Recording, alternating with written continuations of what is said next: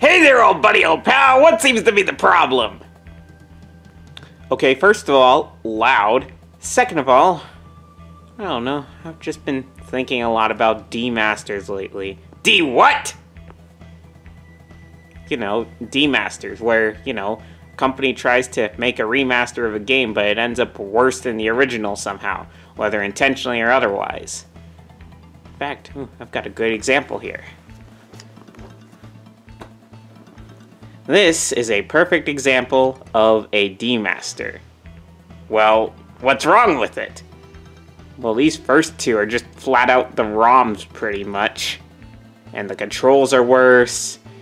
And, in fact, pretty much everything about it is just worse. I think you should be grateful to the company. You should be honored. Besides, at least it isn't a glitchy mess like some Demasters. Yeah, but I paid $60 for this. And it's worth it. $20 per game. Masterpiece. They're literally giving me a worse experience than if I just, you know, got the ROMs and emulated them. Ooh! Are you going to download the ROMs for games that are sometimes over 20 years old? Ooh! You want to get a better experience? Ooh! I'm gonna tell the police on you! Wait, what? Seriously though, you should be grateful. At least it's not a glitchy mess like that Sonic Colors re-release. That doesn't make it good.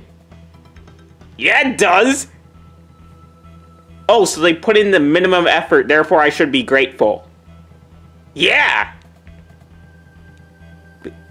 Get out of here. Okay.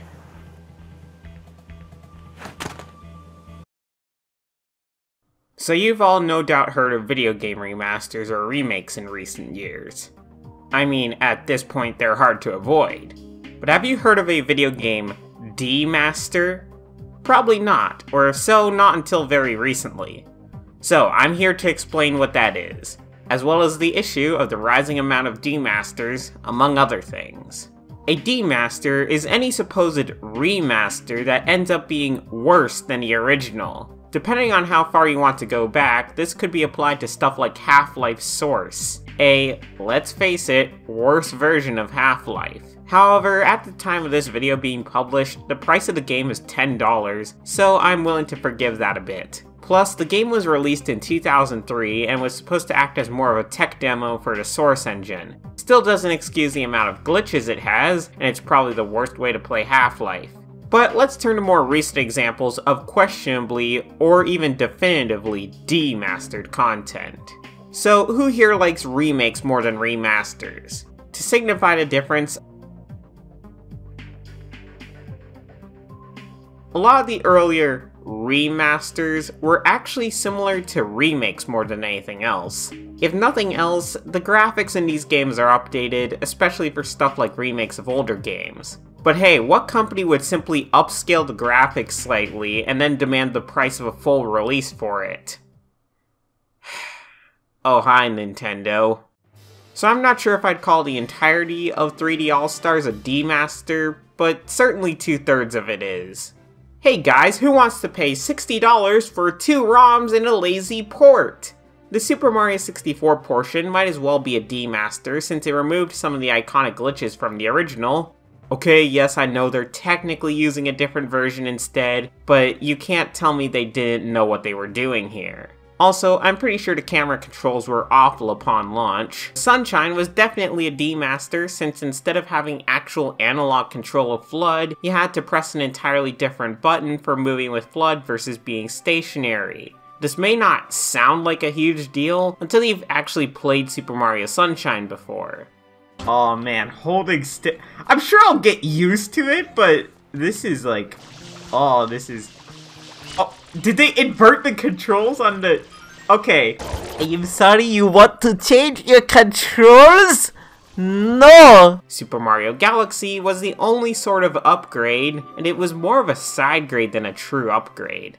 Pretty much everything this collection did had already been done better through emulation. And that's the golden rule for remasters. They have to, if nothing else, meet, if not exceed, what emulation can do.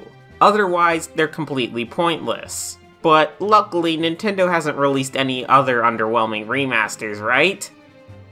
But you know what? I've ragged on Nintendo enough. Believe me, I have plenty more of that to do in a separate video at some point. No, instead let's rag on Sega. Yeah, this was the entire point of this video. Say what you want about Nintendo, at least they gave out a working product at the end of the day. That's not to say it was good, and they certainly don't earn a pass for it, at least not from me, but it at least functioned. But then there's Sega with Sonic Colors Ultimate. Hey Sega, why is the Ultimate version of this game a literal downgrade from the original in virtually every aspect? The music is worse, the additional modes feel tacked on and completely pointless, the game at times just flat out crashes because... why not?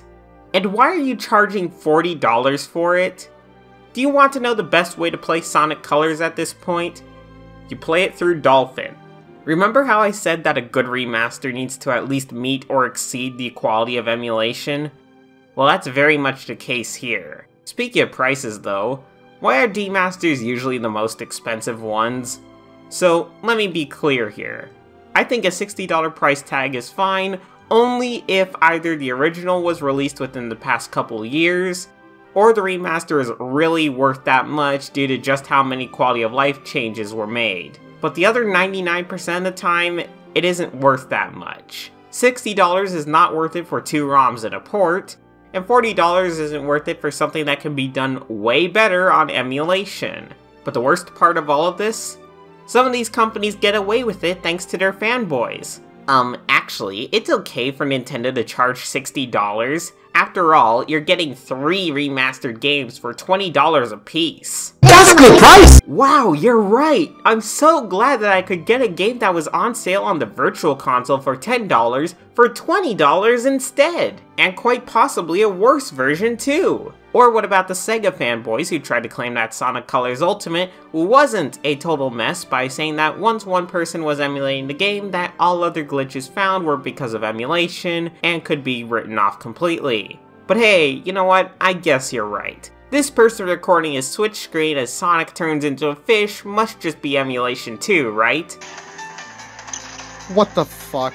And yet, these companies still get away with these bad practices, in part because these fanboys play defense for them. I'm not sure if Sega will get away with this Sonic Colors fiasco, but Nintendo sure got away with the 3D All-Stars thing. But why am I ranting about this? Why is this such a huge problem?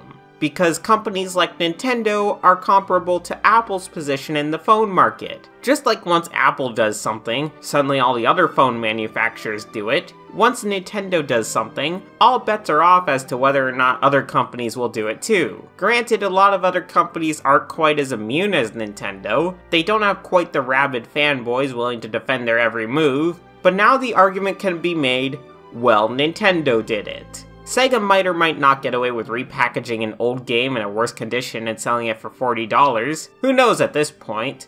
What I do know is that this would have once been unacceptable.